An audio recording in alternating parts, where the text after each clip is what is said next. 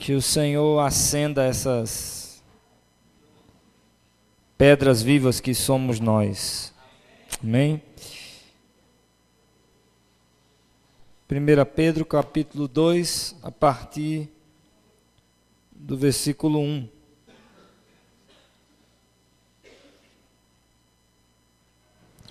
Pedro 2, a partir do verso 1. Diz assim: portanto, livrem-se de toda a maldade e de todo engano, hipocrisia, inveja e toda espécie de maledicência. Como crianças recém-nascidas, desejem de coração o leite espiritual puro, para que por meio dele cresçam para a salvação, agora que vocês provaram que o Senhor é bom. À medida que se aproximam dele, a pedra viva, rejeitada pelos homens, mas escolhida por Deus e preciosa para ele, vocês também estão sendo utilizados como pedras vivas na edificação de uma casa espiritual, para serem sacerdócio santo, oferecendo sacrifícios espirituais agradáveis a Deus por meio de Jesus Cristo. Pois assim é dito na Escritura: eis que ponho em Sião uma pedra angular, escolhida e preciosa, e aquele que nela confia jamais será envergonhado. Portanto, para vocês, os que creem, esta pedra é preciosa, mas para os que não creem, a pedra que os construtores rejeitaram tornou-se a pedra angular, e pedra de tropeço e rocha que faz cair. Os que não creem tropeçam, porque desobedecem à mensagem para o que também foram destinados. Vocês, porém, são geração eleita, sacerdócio real, nação santa, povo exclusivo de Deus, para anunciar as grandezas daquele que os chamou das trevas para a sua maravilhosa luz. Antes, vocês nem sequer eram povo, mas agora são povo de Deus, não haviam recebido misericórdia, mas agora a receberam. Amém? Hoje eu quero falar sobre igreja. E esse texto tem um peso e uma profundidade fundamental em se tratando desse tema, porque a gente insiste em trazer no nosso subconsciente algumas ideias erradas acerca de igreja. E a vida vai passando, o trem vai passando e a gente vai perdendo o melhor da viagem, né, do que significa ser, de fato, igreja, comunidade cristã. E ninguém melhor do que o Pedrão, o apóstolo Pedro, para tratar desse tema. E ele vai tratar disso aqui nesse capítulo 2 da sua primeira carta. Ele começa dizendo, nos versos de 1 a 3, o que nós não devemos trazer conosco para essa vida comunitária, para essa vida cristã, para essa vida de igreja.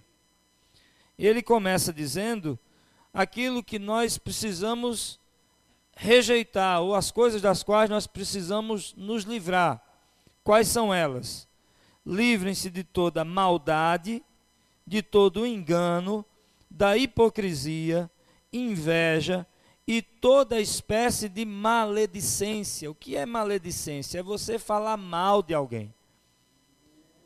É você fofocar sobre alguém, é você proferir palavra que não edifica em nada. Alguém já disse que se você não tem nada de bom para dizer sobre alguém, não diga nada, fique calado, né?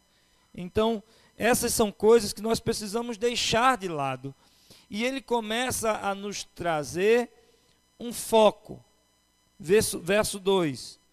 Como crianças recém-nascidas, desejem de coração o leite espiritual puro, para que por meio dele cresçam para a salvação, agora que provaram que o Senhor é bom. Veja que paradoxo. Veja que extremidades aí nós encontramos. O velho homem, a velha natureza, com as velhas paixões, as velhas práticas, tudo isso precisa ser abandonado. Nessa vida em comunidade, eu preciso estar muito ligado, muito atento às coisas que não têm relação com Deus. E é impressionante como, nos nossos dias, tem sido difícil para alguns abrir mão do velho homem, abrir mão da velha natureza. Mas a grande realidade, meus irmãos, é que se tratando de andar com Deus, de seguir a Cristo, de ser igreja, eu preciso entender que o meu velho homem tem que morrer. Paulo usa uma expressão que é subjugar. Eu preciso subjugar o meu velho homem, ele tem que ir para debaixo dos meus pés. E isso eu não faço com sentimento, isso não é uma coisa que eu venha alcançar com boa intenção apenas, não é algo que naturalmente, por força da gravidade, isso vai acontecer. É preciso ter disciplina. Eu preciso estar atento, vigilante e ter disciplina de fazer morrer a minha velha natureza. Sou eu que tenho que abandonar a inveja, a maledicência, o engano, a hipocrisia, a maldade. Tudo quanto tem relação com o meu velho homem. E agora, me tornar como criança. O que é o puro leite espiritual? É o ensino da palavra. É ter amor pela palavra, é ter apego pela palavra. É aquietar meu coração e me voltar para aquilo que Jesus tem a me ensinar, que os apóstolos têm a me ensinar. Não é a doutrina de igreja A, B ou C. Vocês nunca me viram aqui lutando pela doutrina batista. Porque a doutrina batista, ela só é interessante naquilo que está em conformidade com a palavra de Deus. E às vezes a gente vê pessoas se esforçando em busca de uma teologia profunda, quando o coração sequer se inclinou para aquilo que é básico na palavra. Não tem amor por aquilo que é fundamental, essencial, elementar. Mas nós, como igreja, precisamos nos voltar, nos inclinar a isso, a essas coisas. E somos nós que temos que fazer isso. Nós que precisamos despertar a nossa consciência para o que significa ser povo de Deus, igreja de Deus. Pedro começa dizendo: livrem-se, e como crianças, desejem. Livrem-se do que é mal e apeguem-se a esse puro leite espiritual, que é a palavra de Deus. Isso para início de conversa. Porque se o seu coração não estiver disposto a morrer e se tornar como criança, nem se interesse pelo que vem pela frente. Ainda não. Eu só posso continuar a leitura desse texto se eu estou consciente de que o chamado de Jesus, que é a nossa grande vocação para segui-lo, é de, antes de qualquer coisa, morrer para mim mesmo. Quem quiser ser meu discípulo, negue-se a si mesmo, tome diariamente a sua cruz e siga-me. Então, se eu não estou disposto a isso, nem adianta eu querer um lugar no ministério, não adianta eu querer sonhar com um projeto de Deus para a minha vida, não adianta eu querer fazer planos ou expectativas, porque a primeira coisa que eu preciso fazer é deixar o que é mal e inclinar o meu coração àquilo que Deus espera que eu me apegue. Mais do que tudo, a sua palavra, o seu conselho, a sua sabedoria, o seu ensino. E veja como é interessante, a palavra disciplina tem a mesma raiz da palavra discípulo. Porque a disciplina, não sei quantos estiveram na rede de grupos ou ainda estarão, né? A gente está falando sobre a paternidade de Deus e mostra como Deus é um pai que ensina, que disciplina, né? A palavra disciplina e discípulo tem essa relação porque a disciplina, ela ensina. A disciplina tem esse poder, esse atributo de nos ensinar. E um discípulo de Jesus é alguém que está para se submeter à sua disciplina. Então eu e você, enquanto cristãos, enquanto membros dessa comunidade da fé, nós precisamos, em primeiro lugar, aceitar esses termos em nosso coração, porque eu não posso seguir a Jesus fazendo concessões. Ó, Jesus, eu vou te seguir, mas é o seguinte, né? Não, meu irmão. Foi Jesus quem falou que o servo não é maior do que o seu senhor. Ele é o Senhor. E ele já estabeleceu os termos do seu discipulado. Eu digo uma coisa a você, não há nada árduo, que seja árduo demais para nós. Não existe penitência tão difícil que nós não possamos fazer, a não ser descermos do nosso trono, subjugarmos o nosso ego, a nossa infantilidade muitas vezes. Como Paulo escrevendo aos Coríntios, vai dizer, meus irmãos, muitas vezes eu quis falar a vocês como a espirituais, mas eu não pude, porque eu via que vocês ainda eram carnais. Então, em primeiro lugar, entenda, é preciso render o coração, se tornar como criança, abrir mão das manias, abrir mão das exigências. Infelizmente, a gente vive num mundo onde a gente aprendeu a ser exigente. É o mundo do caixa eletrônico. Você vai lá, tira o dinheiro na hora que quer. O mundo dos bons restaurantes. A gente nada de mal em frequentar um bom restaurante, mas a gente está lá para exigir. E a gente exige ser bem servido e a gente acha que no reino de Deus é a mesma coisa. Mas não é. E Pedro continua, uma vez, isso estando muito claro, nos dizendo que nós somos pedras vivas nessa casa espiritual, que é a igreja do Senhor. Versículo 4. À medida que se aproximam dele, a pedra viva, rejeitada pelos homens, mas escolhida por Deus, e preciosa para ele, vocês também estão sendo utilizados como pedras vivas na edificação de uma casa espiritual, para serem sacerdócio santo, oferecendo sacrifícios espirituais aceitáveis a Deus, por meio de Jesus Cristo. Essa palavra é muito profunda, meu irmão. Muito profunda, porque, veja, uma vez em que eu entendo que o mal tem que sair, que o bem tem que ser buscado, e eu vou agora me aproximando de Jesus, ele diz que nós vamos sendo utilizados. Repita essa palavra comigo, utilizado. Mais forte. Utilizado. Olhe para o seu vizinho e diga para ele assim, essa mesma palavra. Utilizado. Quer dizer, nós vamos sendo usados por Deus.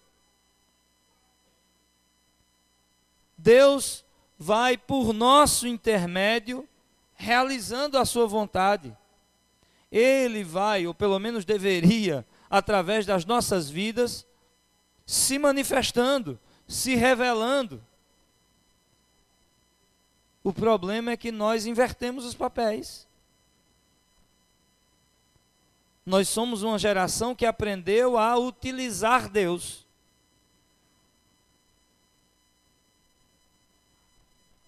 Nós queremos um Deus que seja o gênio da lâmpada. Se eu tenho tempo, eu vou na igreja. Se eu não tiver nada melhor para fazer, eu vou num pequeno grupo. Se eu tiver afim, eu vou participar do evangelismo lá no Renascer. Se não tiver nenhum programa legal na TV que me atraia, eu até posso ir para a reunião do ministério.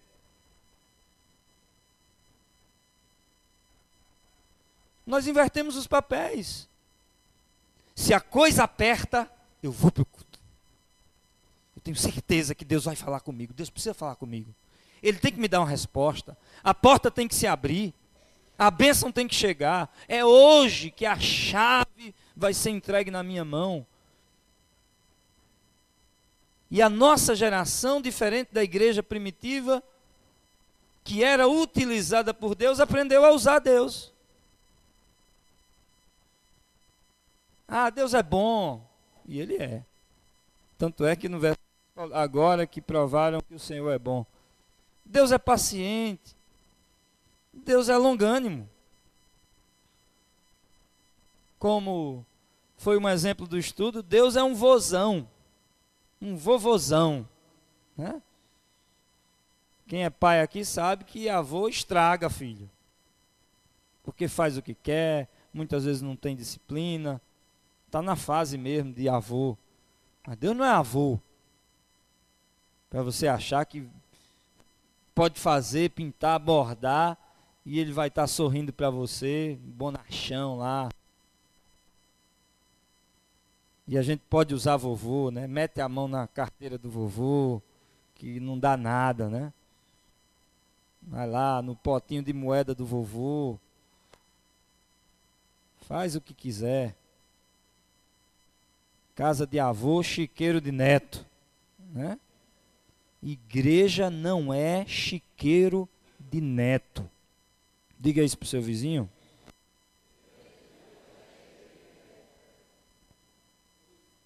Vamos acabar com isso, de inverter os papéis. A gente está utilizando Deus, meu irmão. Deus é que quer nos instrumentalizar na sua obra. Isso é um privilégio muito grande. Nós é que estamos sendo utilizados como pedras vivas na edificação de uma casa espiritual. E eu vou dizer uma coisa para você, nós estamos num momento de construção, e essa palavra não tem nada a ver com aquele prédio lá que está sendo construído. Não tem nenhuma relação uma coisa com a outra. Casa espiritual. Mas nós é que estamos sendo utilizados. Por isso que, olha o exemplo de Jesus. Jesus veio como servo.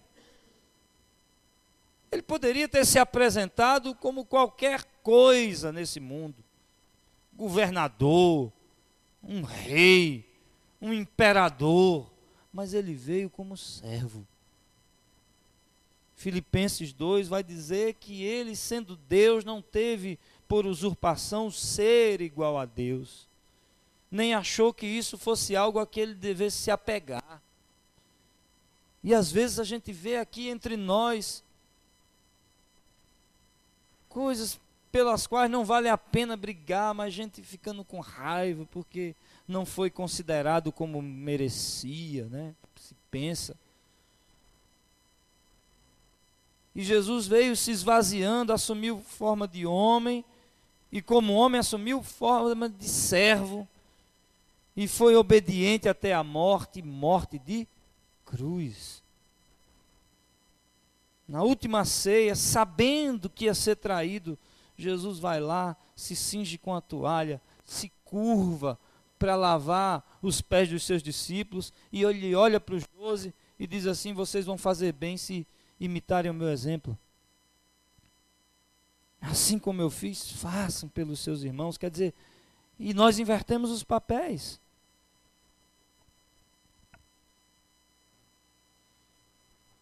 Nós é que precisamos ser utilizados, meu irmão, como pedras vivas, na edificação dessa casa espiritual, sacerdócio santo. Que expressão! O que é um sacerdote? Um sacerdote é um mediador. Um sacerdote é um ministro. É um servo de Deus nas coisas espirituais, estabelecido sobre as coisas sagradas.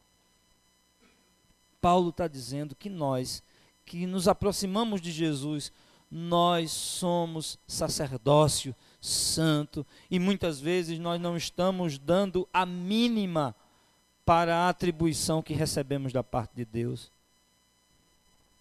Nós não temos tido uma visão digna, um coração digno da vocação que nós temos. Você foi chamado para o desempenho de um sacerdócio santo. Lá vai Diego, é um sacerdote santo. Nilsara, uma sacerdotisa santa. Ministro de Deus, servo de Deus, cada um na sua atribuição, pedras vivas. Todos nós, na edificação dessa casa espiritual. E olha que interessante, oferecendo sacrifícios espirituais agradáveis a Deus. Porque não é só oferecer o sacrifício, meu irmão. Sacrifício por sacrifício, muita gente ofereceu sacrifício na Bíblia para Deus. A grande verdade é que nem todo sacrifício foi aceito por Deus. E isso a gente precisa observar. Veja o exemplo de Caim e Abel.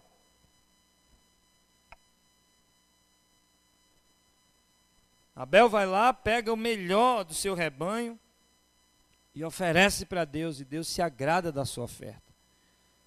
A Bíblia diz que Caim vai lá e do fruto da terra pega uma oferta ao Senhor e entrega para Deus, e Deus rejeitou a sua oferta. É interessante pensar que não foi só a oferta que foi aceita, nem a oferta que foi rejeitada. O Senhor rejeitou Caim e a sua oferta, assim como ele aceitou Abel e a sua oferta. Então aquilo que nós oferecemos a Deus precisa ser aceitável a Deus. Se você é uma pedra viva, se você está sendo utilizado por Deus, observe a forma como você tem sido utilizado por Deus. Abra comigo sua Bíblia aí, em 1 Coríntios, capítulo 15, versículo 58. 1 Coríntios 15, 58.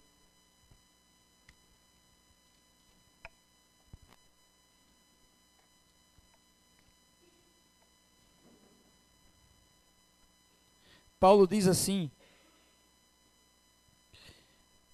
portanto, meus amados irmãos, mantenham-se firmes e que nada os abale. Sejam sempre dedicados à obra do Senhor, pois vocês sabem que no Senhor o trabalho de vocês não será inútil.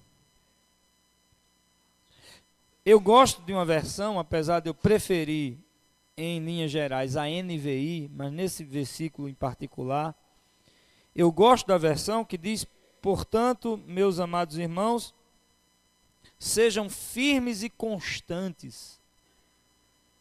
Né? Quem é que tem essa versão? Sejam firmes e constantes, porque nesse versículo em particular, o sentido original está mais próximo dessas outras versões que trazem dessa forma. Ser firme é estar cimentado na palavra do Senhor, na vontade do Senhor, na fé, no propósito que recebeu. E ser constante tem a ver com você permanecer no trabalho, com a perseverança, tem a ver com essa continuidade que precisa ser dada. ao serviço que você presta, ao trabalho que você faz, ao ministério que você abraçou, ao dom que Deus te deu. Quer dizer, são duas coisas, é ser firme e constante. Em terceiro lugar, ele diz, sejam sempre dedicados, porque aquilo que nós fazemos certamente será recompensado pelo Senhor. Sempre dedicados ao Senhor. E olha, ministério, igreja, não mata a alma de ninguém. Pelo menos não deveria. Eu conheço pessoas, e como pastor, para mim é até mais fácil de ver, né? Gente que, em nome do ministério, perdeu a alma, perdeu o coração, destroçou a família, se atrapalhou todo. E essa não é a vontade de Deus. Não é a gente substituir a vida em nome do ministério. Não é isso. Porque eu sempre gosto de enfatizar que a proposta de Jesus para os seus seguidores é uma proposta de vida, e vida abundante. Não é castrar a vida de ninguém. O problema é quando nós somos absolutamente indiferentes, alheios, nós somos negligentes em relação às coisas que Deus tem confiado em nossas mãos. Porque como igreja, como pedras vivas, como sacerdócio santo, a cada um de nós, Deus deu dons, talentos e responsabilidade na comunidade, no corpo de Cristo. Um é olho, o outro é nariz, o outro é boca, o outro é orelha, um é ombro, o outro é mão, um é joelho, enfim. Cada um tem a sua função. Mas quando um membro, um órgão para de trabalhar, de exercer sua função, ele vai atrofiar e morrer. E o que Pedro está dizendo é que nós, como pedras vivas, meus irmãos, precisamos estar postos no lugar que Deus nos colocou e brilhar. Na edificação dessa casa espiritual, cada um tem o seu lugar e cada um precisa brilhar no lugar em que Deus o estabeleceu. E a minha preocupação é a de que nós não tenhamos o entendimento adequado do que significa ser igreja e da posição que cada um precisa tomar. Pedro continua no versículo 6 dizendo assim: pois assim é dito na Escritura, eis que ponho em Sião uma pedra angular, escolhida e preciosa, e aquele que nela confia jamais será envergonhado. Que pedra angular é essa? Jesus Cristo é a pedra principal. As construções naquela época, elas eram feitas, tinham no seu alicerce uma grande pedra de esquina. Todo mundo sabe o que é um alicerce de uma construção, né? A base, o fundamento.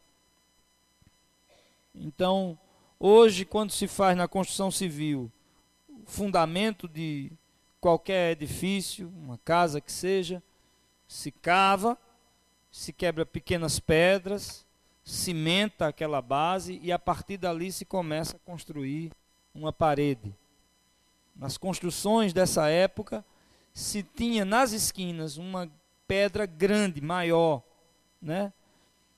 Uma pedra, por isso é chamada pedra de esquina, porque dava uma base de sustentação ainda maior àquela estrutura que seria construída. E Pedro está dizendo, se utilizando do profeta Isaías, que essa pedra de esquina é Jesus Cristo. Que nós de modo algum podemos deixar ou tirar os olhos dele, o coração dele, o pensamento dele, Porque Jesus é essa pedra fundamental, não sou eu. Misericórdia. Que o Senhor me livre, me guarde, me proteja, me guarde debaixo das suas asas, porque a pedra de esquina, o cabeça da igreja é Jesus Cristo. Hoje nós tivemos uma adoração maravilhosa. Sentimos a presença de Deus. Né? É tão bom a gente buscar a unção, a presença do Espírito Santo. Desde que a gente transformou esse culto de oração em culto de adoração, a coisa tem fluído de uma forma maravilhosa, da gente chegar aqui e sentir a presença de Deus. Mas nada disso faz sentido se Jesus não for o alvo, não for o foco. E perceber essa unção aqui nessa noite é ter mais ou menos uma ideia de que nós estamos tendo Jesus como alvo, senão seria só música que não ia passar do teto. Mas é isso que é fundamental. Tendo Jesus como base, eu e você vamos sendo colocados nos nossos lugares como pedrinhas vivas, né, para a edificação dessa casa espiritual. Para quem não crê, meu irmão, independente de estar dentro ou fora, essa pedra é uma pedra de tropeço. É uma pedra principal e a expressão é muito pesada. É uma rocha que faz cair. Ou, em outras palavras, é uma rocha que pode inclusive cair sobre você. Sobre o que não crê. Sobre o que não considera essa pedra principal. Pedra de escândalo, pedra de tropeço. Mas para nós não. Os que não creem tropeçam, porque desobedecem a mensagem, para o que também foram destinados. Mas aí ele diz, versículo 9, vocês, porém, são geração eleita, sacerdócio real, nação santa, povo exclusivo de Deus, para anunciar as grandezas daquele que nos chamou das trevas para a sua maravilhosa luz. Amém? É isso que nós somos. Ser igreja é isso. E nós precisamos despertar em nossa mente, em nosso coração, essa nossa vocação. E deixa eu fazer uma pergunta para você, porque eu já estou perto de encerrar. Será que Deus tem encontrado espaço para te instrumentalizar? Ou você está tentando instrumentalizar Deus? Deus tem liberdade para te usar? Ou você está buscando meios de usar a Deus?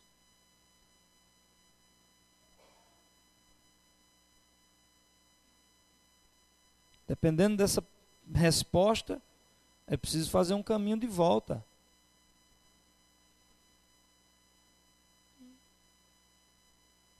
É preciso colocar o coração de volta no trilho do verdadeiro discipulado. Ele é o mestre, ele é o Senhor.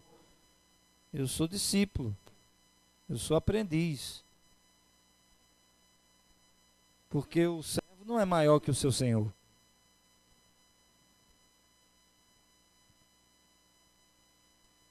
Pedro encerra dizendo, antes, vocês nem sequer eram povo, mas agora são povo de Deus. Não haviam recebido misericórdia, mas agora a receberam. Quer dizer, nós temos da parte de Deus tudo aquilo que nós precisamos para sermos utilizados como pedras vivas na edificação de uma casa espiritual. E obviamente, como diz o apóstolo Paulo em 1 Coríntios 15, 58, sejam sempre dedicados a isso, porque no Senhor o trabalho de vocês não é vão, não é inútil, como diz as Escrituras. A pergunta é, eu quero usar Deus ou eu me disponho para ser usado por Ele?